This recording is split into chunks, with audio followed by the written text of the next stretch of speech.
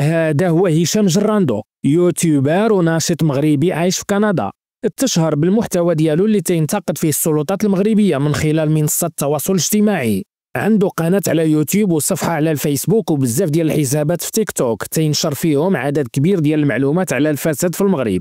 هاد السيد واخا ما كينتمي حتى لشي تيار سياسي او ايديولوجي محدد، الا ان الاسلوب المباشر متاعو في طرح مختلف القضايا والمشاكل خلاه ديما طوندونس عند عموم المغاربه، وفي نفس الوقت خلاه شخص داير الجدل بين اللي تيأيدوه واللي تيعارضوه واللي مضرين منه. هاد خينا تيقول ان القضيه متاعو هي الدفاع على حريه التعبير وكشف التجاوزات في تسيير الشأن العام في المغرب ونهب الثروات ديال المغاربه، إلا أن السلطات كتوجه ليه بزاف ديال التهم ودارت ليه في 2021 مذكرة ديال البحث بالتهم ديال النصب وخيانة الأمانة والاختلاس. زيد عليها أنها كاين تقارير من منصات إعلامية تابعة للمخزن كتقول أنه عنده علاقة مع شخصيات إجرامية كتبيع وتشري في المخدرات في كندا.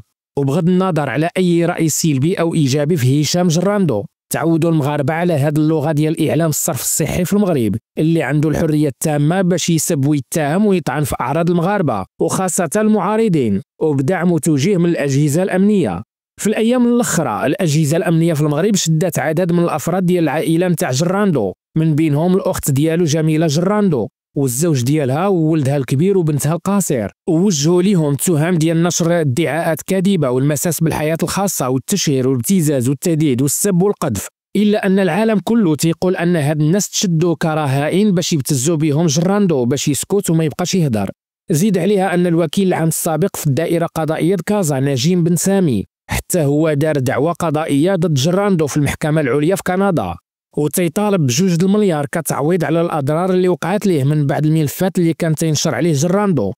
المهم هاد خينا مرونها بالمعقول، ومشكلته الكبيره هي انه ما عمره كان مأطر وما بدا ينشط ويعارض حتى كبر، وهذا الشيء اثر على الطريقه اللي تيطرح بها الملفات اللي هو مقتنع بها.